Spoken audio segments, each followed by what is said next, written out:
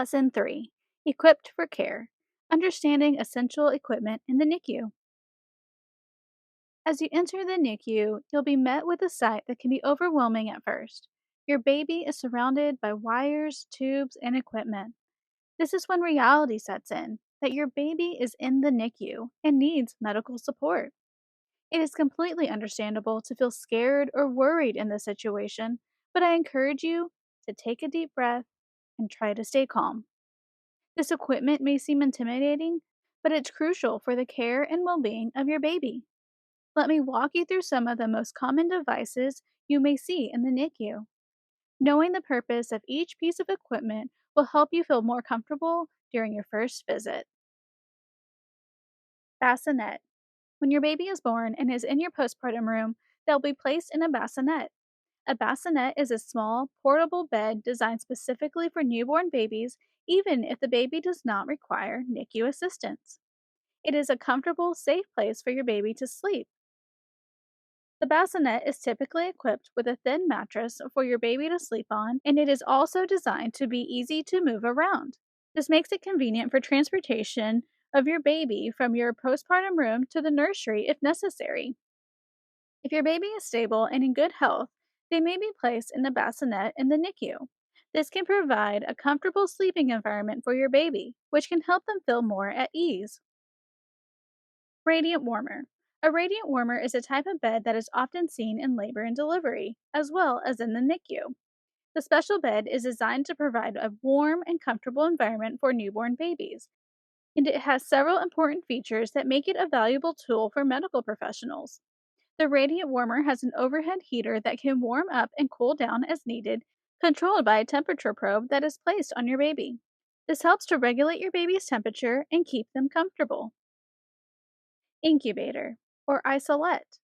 An incubator, also known as an isolette, is a special type of bed that is designed specifically for smaller babies, particularly preterm babies.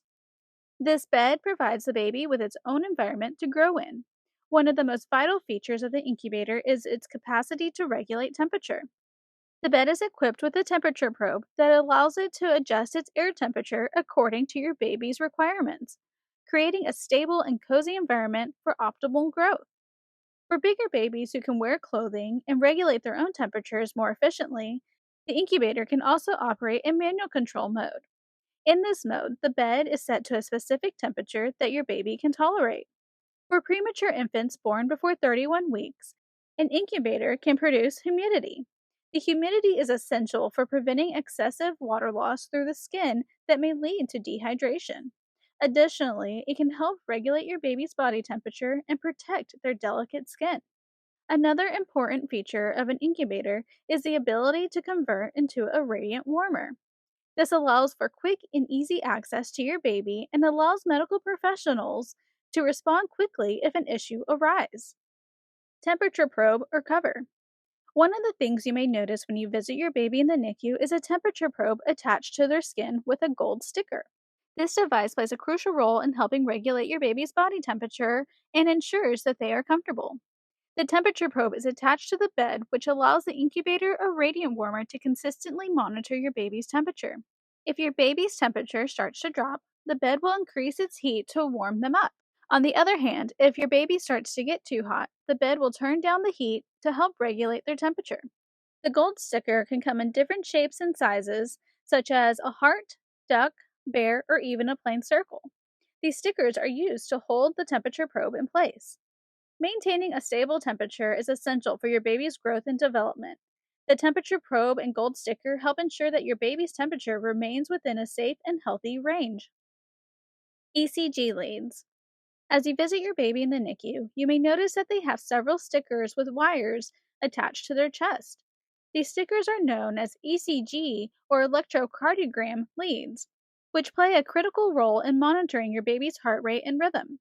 Typically, there are 3 leads attached to the chest, with one of them on the top right side, one on the top left side, and the third on the bottom left side. The ECG leads pick up electrical signals produced by your baby's heart, which provide essential information about how your baby's heart is working.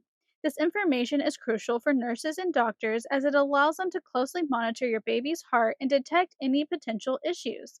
The ECG leads also help medical staff determine if your baby needs additional interventions, such as medication or medical procedures, to support their heart health. It is natural to feel concerned about your baby's health and well being, but rest assured, ECG leads are a standard part of care in all areas of the NICU. Pulse ox. As you gaze upon your newborn baby, you may notice a small wire that is attached to one of their tiny hands, wrist, or feet. This wire is attached to a small, painless device known as a pulse oximeter, which is commonly referred to as a pulse ox by the NICU staff. A pulse ox is used to measure oxygen saturation levels in your baby's blood, which provides valuable information about the respiratory and breathing health. The device is placed on your baby's limb, usually on the hand or foot, to get an accurate reading. The pulse ox works by shining a light through your baby's skin and measuring the amount of light that passes through. The light passes through oxygen rich blood in the veins, and the pulse ox uses this information to calculate the oxygen saturation levels. This device is similar to those available for at home use to monitor your baby's heart rate and oxygen levels while they are sleeping. A pulse ox is an important tool for the NICU staff, as it allows them to monitor your baby's oxygen levels in real time and respond quickly if the levels fall outside of the normal range. This information helps the staff determine if your baby needs additional breathing support or intervention. So if you see a wire attached to your baby's limb in the NICU, don't worry. It's just a pulse ox, and it's there to ensure that your baby's breathing comfortably and is getting the support they need. Blood pressure cuff. Keeping a close eye on your baby's blood pressure is an important part of care in the NICU. One non invasive way to monitor your baby's blood pressure is by using a blood pressure cuff, which may be placed on either one of their arms or legs. As your baby grows, the size of the cuff will increase to ensure the accurate measurement. When monitoring your baby's blood pressure, the focus is on the mean arterial pressure, or what nurses and doctors refer to as the MAP. This number is typically indicated by a set of parentheses. For example, 42 over 22 in parentheses 32. This is an average of the blood pressure readings taken over a specific period. The map provides important information about your baby's circulatory system and helps medical staff determine if your baby is getting enough blood flow to their organs and tissues. Ideally, the map should be at least equal to the number of weeks your baby was born at. For example, if your baby was born at 32 weeks, we would like to see a map of 32 or higher. If the map is significantly lower than the numbers of weeks your baby was born at, it can indicate that your baby is not getting enough blood flow and that additional intervention may be necessary. Peripheral intravenous catheter, PIV. A peripheral intravenous catheter, or PIV, is a type of IV catheter used to deliver nutrition, fluids, or medication to a baby. A PIV is a small catheter that is placed into one of the baby's veins, typically in the hands, arms, legs, feet, or even the scalp. This is a less invasive method to provide nutrition to your baby if they require IV nutrition. In some cases, when other veins in the baby's body have been used up, a PIV may be placed in the scalp.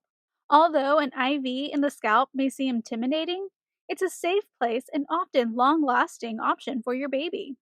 It's important to note that an IV that is in the scalp is not placed in the baby's brain and it does not cause any discomfort.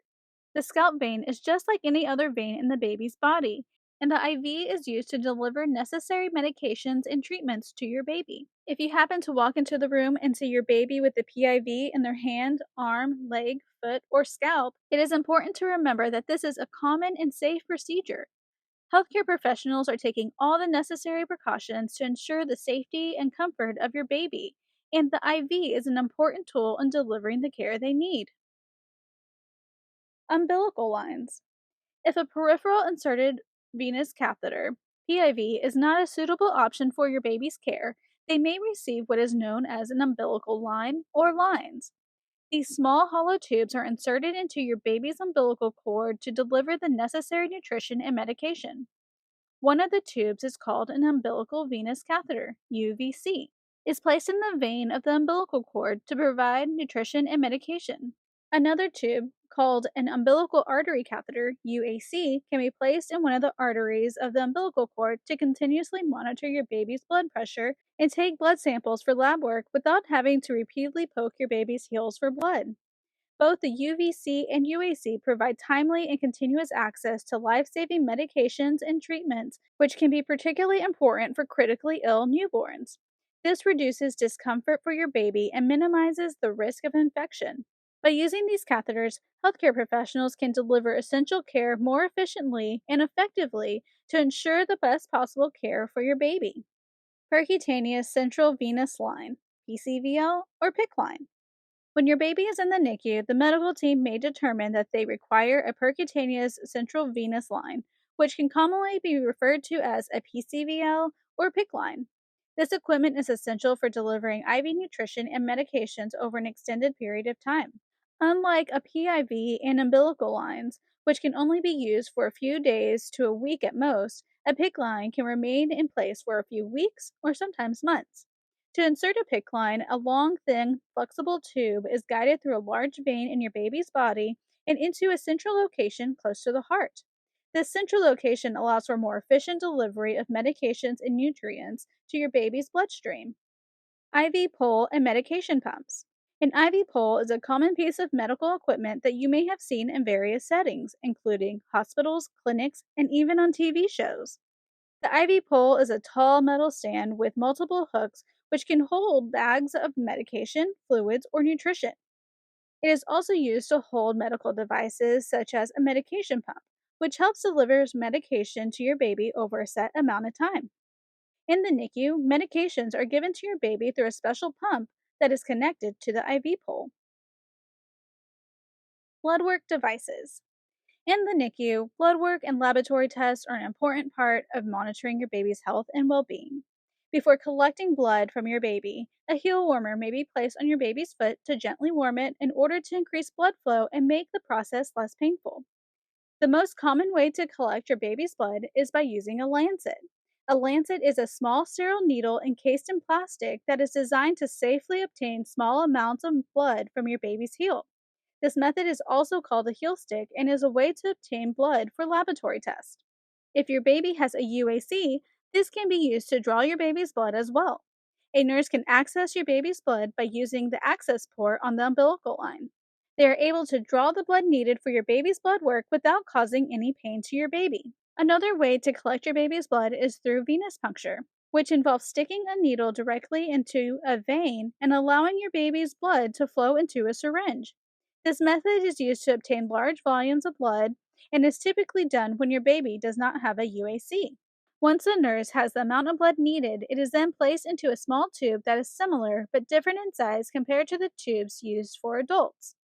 Pacifiers and sweeties. Pacifiers are a common comfort measure used in the NICU. Although the American Academy of Pediatrics AAP recommends delaying pacifier use for mothers who are breastfeeding, parents may choose to give their baby a pacifier for its comforting benefits while they are away from their baby in the NICU. For preterm babies, the AAP recommends using pacifiers for oral training. In combination with pacifiers, a clear liquid called sweeties may be given to infants in the NICU as a form of pain relief. It is made of sugar and water, and it is helpful in providing comfort during uncomfortable procedures. By using sweeties, babies are able to receive the necessary treatment they need while also receiving comfort and relief from any pain they may experience. Feeding tube. Babies in the NICU may require a feeding tube if they are premature, on breathing support, or are having difficulty breathing. There are two types of tubes that may be used: the orogastric tube, OG, or the nasogastric tube, NG. The OG tube is inserted through the baby's mouth, while the NG tube is inserted through one of the nostrils. Both travel down to the stomach. These tubes are used to provide nutrition to your baby while they learn to tolerate feedings and start feeding from a bottle or breast. The feeding tubes also allow healthcare professionals to vent any excess air from your baby's stomach. This is required if your baby is on any breathing support, as they can swallow excess air. This is important as it ensures your baby's comfort and overall health. Feeding pumps. In the NICU, feeding pumps are used to help babies get the nutrition they need to grow. These pumps are like the machines on the IV pole and are used to give formula or breast milk to babies who cannot eat from a bottle or breast. The feeding is placed on the pump and connected to your baby's feeding tube. The pump is set to give the feeding over a certain amount of time, similar to normal feedings. This helps your baby's digestive system get used to feeding and not get too much at once. Breathing is a big part of the NICU. For this lesson, I will introduce common respiratory equipment. Later in this course, I will go more into depth about how and why each of these is used. Nasal cannula. A nasal cannula is a small and simple device used to deliver oxygen to a baby in need. It consists of two tiny clear prongs that are gently placed inside the nostrils. The prongs are connected to a flexible plastic tubing that delivers a low flow of oxygen to the baby. Ram cannula.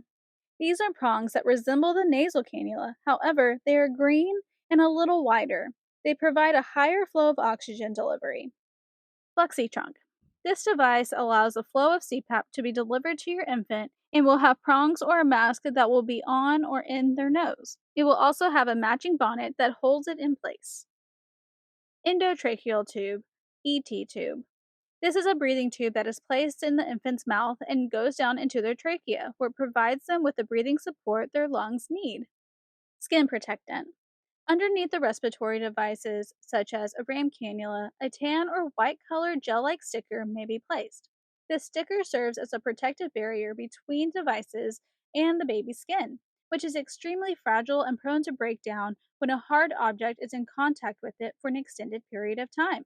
These protective barriers, also called duoderm or coloplast, may be placed on your baby's cheeks, upper lip, or nose.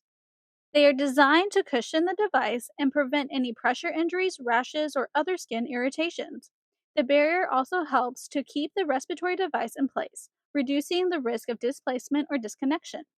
It is important to note that the protective barriers are regularly checked and changed as needed to ensure that the baby's skin remains protected. And additionally, the baby's skin is regularly assessed for any signs of irritation or breakdown. Suction. In the NICU, it's common for babies to have a lot of secretions in their mouth and nose, especially if they were not able to work out all the fluid from delivery. You may notice this if your baby sounds congested or is blowing bubbles from their mouth. To help remove these secretions, healthcare providers will use a bulb suction or neosucker. The bulb suction is a device that can gently suck out the secretions. The neosucker is similar to the bulb suction, but it is connected to a continuous suction, which allows for more efficient suctioning. While these procedures may not be the most comfortable for your baby, they are safe and necessary to help your baby breathe more easily. Phototherapy lights and billy bed. Jaundice is a common condition that can lead to a baby being admitted to the NICU. Phototherapy lights or phototherapy bed, billy bed, are often used to treat jaundice in infants. Phototherapy lights can be a single small light or a full rectangular bank of blue lights that are placed over your baby. The blue light is an ultraviolet UV light that helps break down the bilirubin that causes jaundice.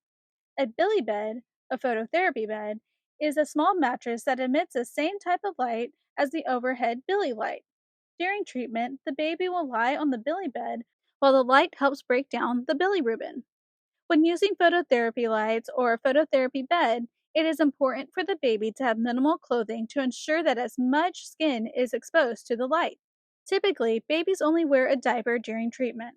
A soft eye shield is placed over the baby's eyes to protect them from the light during phototherapy. This concludes Lesson 3. In this lesson, we have covered the main equipment used in the NICU and its crucial role in caring for newborns. It is essential to be aware of these different types of equipment that could be used in case your baby is admitted to the NICU. Our next lesson is one of the most crucial ones in this course, focusing on respiratory care in the NICU. Respiratory issues are a major reason for NICU admissions, and it is crucial for parents to understand respiratory conditions affecting newborns, their treatments, and the procedures used to address these conditions. Join me in this crucial lesson as we explore the various aspects of respiratory care in the NICU. If you have any questions or suggestions, please don't hesitate to reach out. My goal is to provide you with the knowledge and resources you need to ensure the best possible outcomes for you and your baby.